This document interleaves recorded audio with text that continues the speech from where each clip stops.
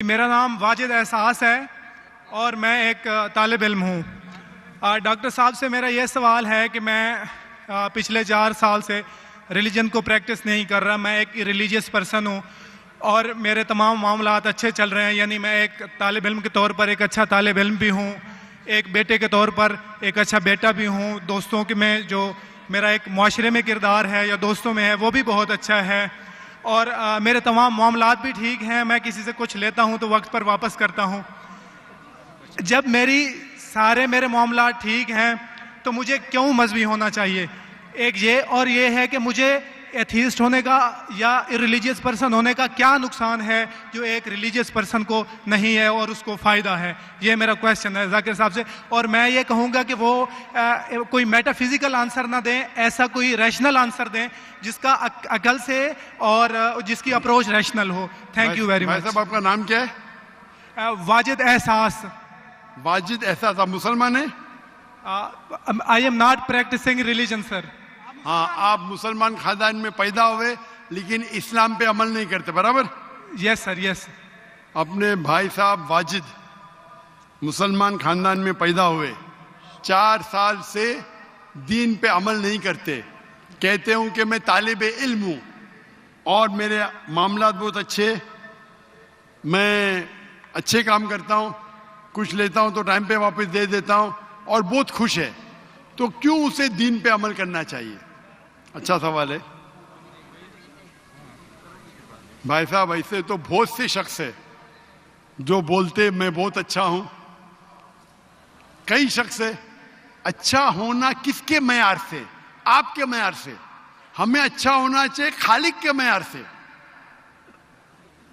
खालिक का मयार क्या है? अच्छा होना वो जो ईमान रखता है, अमल सौलेहात करता है। वतवा सौबिल हक वतवा सौबिल सब्र। भाई साहब का सवाल है, लॉजिकल जवाब दो, लॉजिकल जवाब दो कि मैं 4 साल से दीन पे अमल नहीं कर रहा हूं, बहुत खुश हूं, जो चीज लेता हूं टाइम पे वापस करता हूं, तो आप साबित करो कि क्यों मुझे दीन पे अमल करना चाहिए। जो आप बोल रहे आप बहुत खुश है, वो मेरी खुशी के लिए काफी नहीं है। मैं जानना चाहता हूं कि कितने लोग को आपने सही रास्ते पे लेके आया आपके 4 साल में। कितने लोग आपको मानते? बोलिए मुझे। वाजिद भाई किधर है? वाजिद भाई जी जी सर। हाँ, कितने लोग आपको मानते 4 साल में? 5,000 10,000 कितने लोग मानने लगे आपको? सर मुझे इससे कोई फर्क नहीं पड़ता, ना मेरी पर्सनल लाइफ पर, ना मेरी जो है एक इज्तमाही जो मेरी ज़िंदगी है माशरे में, कि मेरे ऊपर कितने लोग मानते हैं या मुझे कितने लोग अच्छा समझते हैं। ये है कि जो एक ज़ाब्ता सेट किया हुआ है सोसाइटी की जानिब से और एक अकल के जो तकाज़े हैं, यानी एक अकलियत का तकाज़ा है कि मेरा माशरे में एक अच्छे इंसान का कैसे रोल हो सकता है और या मेरा इंडिविजुअल का एक माशरे में अच्छा रोल कैसे हो सकता है, तो उस तरह मेरा एक अच्छा रोल है। मैं आपसे ये कहता हूँ कि कोई एक ऐसा रैशनल कोई अप्रोच हो, रैशनल एविडेंस हो, रैशनल आंसर हो जिसकी वजह से मुझे रिलीजन को प्रैक्टिस करना चाहिए, जो मैं नहीं कर रहा। आप जो बोल रहे अकलियत के हिसाब से, अकलियत जो इंसान समझती है हमेशा सही नहीं होता। आपको पता है पहले दुनिया लोग समझते चपटी है, सैकड़ों साल हजारों साल पहले लोग समझते थे दुनिया चपटी है। जी सर, बिल्कुल ये है कि अब एवोल्यूशन हो रही है। भाई साहब अभी आपका सवाल खत्म हो गया, मेरा जवाब सुनिए आप। जी जी जी। ये डिबेटिंग सेशन नहीं है, समझे आप? ये इरेशनल आप समझते नहीं। जब सिंपल समझ नहीं सकते आप बोलते आप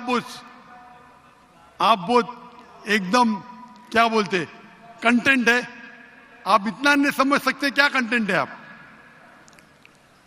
आपको सवाल देने का मौका दिया गया है, अभी मेरा जवाब सुनिए। हर इंसान अपने दिमाग से समझता है वो सही है। वो चोर भी अपने दिमाग से सही है समझता है।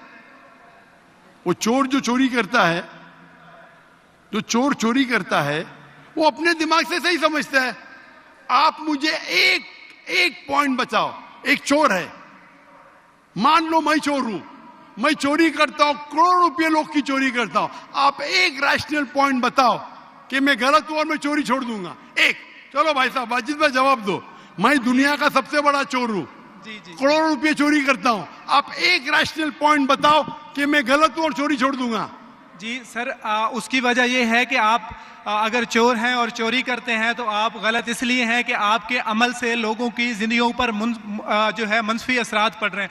मुझे आप क्या चोरी फर्क पड़ता है लोग क्या समझते हैं? मैं तो खुश हूं ना, चोरी करके रोज रॉय खरीदता हूं। नहीं, मुझे सर- क्या, आपको जब मेरे की जरूरत, आप थोड़ी देर पहले पूछे, मुझे मुझे फर्क नहीं पड़ता लोग क्या मेरे में, मैं खुश हूं। उसी तरीके से आप लॉजिक पे बात करो, लोग क्या सोचते बात मत करो। मैं तो ये पूछता हूं, आप मुझे मंतिक से, लॉजिक से एक पॉइंट बताओ कि मैं गलत हूं और चोरी छोड़ दूंगा। ये मत बताओ लोग को तकलीफ होती, मुझे क्या फर्क पड़ता है? मुझे तो अच्छा है ना, मैं चोरी खरीदता हूं, रोज रॉय खरीदता हूं, बंगला खरीदता हूं, क्या गलत है? लोग को तकलीफ होती, मुझे क्या फायदा, मुझे क्या नुकसान उससे? आपको नुकसान है। आप ये बताओ मेरा नुकसान क्या है? एक दो नहीं सर, सर। आप ये मुझसे मेरे ख्याल में पूछ रहे हैं कि आप खुश हैं, लेकिन मैं ये, अच्छा मैं आपसे ये सवाल करता हूं कि मेरे सवाल मत रिलीजन कीजिए, को मेरे सवाल का जवाब दो। मेरा सर यही सवाल है। एक लॉजिकल पॉइंट बोलो साबित करने के लिए। मैं दुनिया का सबसे बड़ा चोर हूं, करोड़ों अरबों रुपए चोरी करता हूं, मैं बहुत खुश हूं। जी लोग को तकलीफ होती गए बाढ़ में, मुझे तो तकलीफ नहीं हो रही है। इसको बोलते सेल्फ सेंटर्ड। इससे आपने क्या बोले, मैं खुश हूं, मुझे दुनिया की फिक्र नहीं। उसी तरीके से मैं खुश हूं, तो आप क्या बोलेंगे मैं अच्छा इंसान हूं? आपकी लॉजिक किधर गई? एक चीज बताओ, एक दो नहीं, सिर्फ एक। सर, मेरे अमल से, मेरे रिलीजियस होने से आपके अमल की बात नहीं कर रहा हूं मैं, मेरी चीज की बात कर रहा हूं भाई साहब। आप अगर जवाब नहीं दे सकते तो बोलो, मैं जवाब नहीं दे सकता हूं। आप मुझे एक चीज लॉजिकल बताओ जो मेरे लिए नुकसानदार है। अच्छी बात है, मैं चोरी कर रहा हूं, मुझे दुनिया की फिक्र नहीं, मुझे मेरी अपनी फिक्र है। एक लॉजिकल बताओ। आप 4 साल से कर रहे, मैं 10 साल से कर रहा हूं। आप तो, आपकी हालत देख के मुझे अफसोस हो रहा है। मेरी हालत तो बहुत अच्छी है भाई, मेरे पास अरबों रुपए का घर है, अरबों रुपए की गाड़ी है मेरे पास, नौकर चाकर है। आप तो सिर्फ तालिबे इल्म है भाई, कौन अच्छा आप या मैं? इसीलिए लॉजिक, आप ऐसा बोले क्या मुझे दुनिया की फिक्र नहीं, तो मैं आपसे अच्छा ना? अगर दुनिया की फिक्र है और मंतिक से सोचो जो जवाब है, नहीं मुझे बाकी लोग की फिक्र है, मैं खुश हूं, तो हर गलत आदमी बोलेगा मैं खुश हूं, आपके पास जवाब ही नहीं रहेगा जैसे आप बोल रहे। मंतिक से सोचे तो मेरे कई तकरीर है। मंतिक से सोचे तो आदमी खुश कौन है? लोग को अभी आपके जवाब पे आता हूं मैं। आपने जो डायलॉग मारे ना, मुझे लोग की फिक्र नहीं, उसमें तो फंस गया। एक बता नहीं सके मुझे, एक, और बताएंगे भी तो उसका आप बोलेंगे पुलिस पकड़ेगी, पुलिस मेरे खीसे में, मैं सबसे बड़ा माफिया है, कौन अटैक करेगा, मेरे पास पीछे पे बॉडीगार्ड है। मेरी पूरी तकरीर है इसके ऊपर। अभी मैं आता हूं आपके सवाल पे।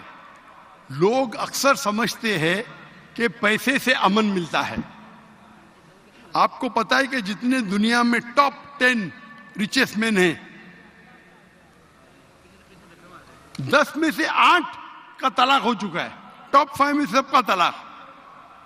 कई रिच मैन के बच्चे लोग ने कंप्लेन किया अपने वालिद के बारे में, क्या हैप्पीनेस, क्या हैप्पीनेस। इलॉन मस्क नंबर 1, उसका तलाक। जेफ बिजोस, उसका तलाक। बिल गेट्स, उसका तलाक। Richest man, $100 billion, $150 billion, $200 billion. क्या फायदा? आपको लगता है हमारे दिमाग में गलत फहमी, खुश है, इन लोग बिल्कुल खुश नहीं है। वो जो इंसान गांव के अंदर सुकून की नींद सोता है, वो उनसे ज्यादा खुश है। और ये दुनिया, आपने मेरी तकरीर शायद सुनी ही नहीं, अगर सुनी होती तो ये बात ही नहीं बोलते थे आप। मेरे तकरीर में मैंने कहा हूं कि ये दुनिया हमारे लिए इम्तिहान है आखिरत के लिए। आप जब आखिरत में मानते ही नहीं तो आपको क्या पता? अगर मंतिक से सोचेंगे, लॉजिक से सोचेंगे, तो आपको पता होगा कि इस दुनिया का खालिक एक है। आप मेरी वीडियो कैसेट सुनिए, डज गॉड एग्जिस्ट? वाजिद भाई, वाजिद का मतलब क्या? आपका नाम क्यों नहीं बदलते आप? वाजिद का मतलब क्या? पाने वाला सर। क्या? पाने वाला। पाने वाला। क्या पाया आपने? सर मैंने 4 साल पहले पाया। हाँ, अभी अभी छोड़ दिए तो नाम तो बदलो। लोग को धोखा क्यों दे रहे? सर ये मेरी सोसाइटी से मुनासबत रखता है, लेकिन आपने मेरे सवाल का जवाब नहीं दिया सर। एटमोस्ट रिस्पेक्ट के साथ सर, मैं वही तो बोल रहा हूं मैं ना, मेरे सवाल का जवाब के लिए मेरे तकरीर सुनो। Does God exist? सर वो एक और सुनिए मौजू है, सुनिए मैं सुनिए उस सुनिए तरफ सुनिए, नहीं जा रहा। ये बहस नहीं हो रही है। आपका सवाल खत्म हो, जवाब दे रहा हूं मैं। आप ये मानने के लिए डज गॉड एग्जिस्ट, जो लोग खुदा में नहीं मानते वो साबित ही नहीं कर सकते चोर गलत है। अभी मैं आपको साबित करता हूं। जो लोग, आप कुछ भी बोलो, आप बड़े चोर है, आपको पुलिस पकड़ेंगे, पुलिस मेरे खीसे में। आपकी कोई दूसरी चोरी करेंगे, आपका चोरी कोई कर नहीं सकता, मेरे पास बहुत बड़ी गार्ड है। सिर्फ एक ही लॉजिक से आप उस चोर को गलत साबित कर सकते हैं। अगर मैं मुसलमान हूं और मुझे कोई चोर कहता है कि मैं सबसे बड़ा चोर हूं, मैं खुश हूं, मुझे एक लॉजिक बताओ कि गलत है और मैं छोड़ दूंगा। मैं उससे पूछूंगा, अगर तुम्हारे साथ कोई नाइंसाफी होगी तो आप चाहेंगे कि इंसाफ हो? भले आपके साथ कोई चोरी नहीं कर सकता है, मान लो, लेकिन आपके मां के साथ किसने गलत हरकत की है, आप नहीं चाहेंगे कि उसको सजा मिले? आपके बहन के साथ कोई गलत हरकत करता है, आप नहीं चाहेंगे उसके साथ सजा हो? ये दुनिया में आप मिसाल लो हिटलर की। हिटलर ने 6 मिलियन 60 लाख लोगों का कत्ल किया। आपकी पुलिस अगर हिटलर को पकड़ेंगी क्या सजा दे सकती है? मैक्सिमम उसको जला सकती है। एक के बदले 59 लाख 5,999,000 अब भी उस पर अदल्य होता है। आप अगर हिसाब किताब करेंगे तो इनजस्टिस है। आप हिटलर को पकड़ेंगे, आपकी लॉजिक क्या सजा दे सकती है उसको? बोलो, क्या सजा दे सकती है? मान लो हिटलर को आपने पकड़ा, उसने 60 लाख लोग को जिंदा जलाया, आपकी लॉजिक क्या कहती है? क्या सजा मिल सकती है उसको? बोलो बोलो वाजिद भाई। सर आप मेरा सवाल का दो, हिटलर को आज पकड़ेंगे, आपकी लॉजिक क्या सजा दे सकती है उसको? सर जो भी कानून के दायरे में उसे सजा दी जाएगी। हिटलर का अमल और है, मेरे सवाल का उससे ताल्लुक नहीं अरे है। मेरे सवाल का जवाब देंगे तो आपको मालूम पड़ जाएगा।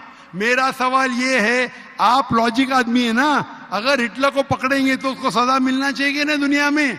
जी, जो एक स्टेट ने तय की है कातिल की, वो उसे सजा मिलनी चाहिए। एक कत्ल के मतलब एक, बाकी जो 5 मिलियन का क्या हिसाब? अन्य जस्टिस नहीं है, बराबर? आपको मानना पड़ेगा, अगर पुलिस हिटलर को पकड़ती थी, उसको मौत देती थी, ये जस्टिस है क्या? नहीं जस्टिस है, नहीं जस्टिस है। आपके हिसाब से 1 = 6 मिलियन, आपका मैथ्स बहुत वीक है। अल्लाह ताला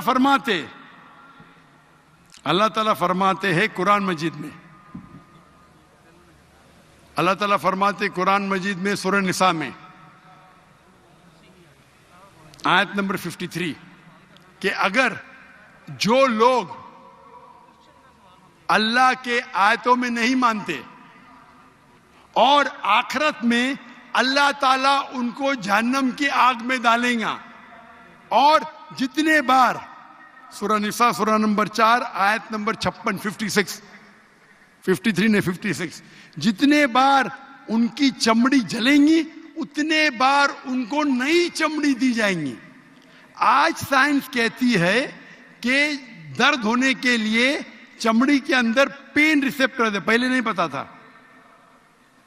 अगर आपको सीवियर बर्न इंजरी होती है तो डॉक्टर लेता है सुई और टोचता है।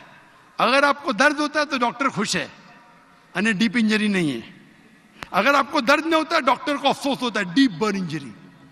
आपकी एहसास के पेन रिसेप्टर्स मर गए। तो अल्लाह ताला फरमाते हैं कि जो लोग अल्लाह के खिलाफ है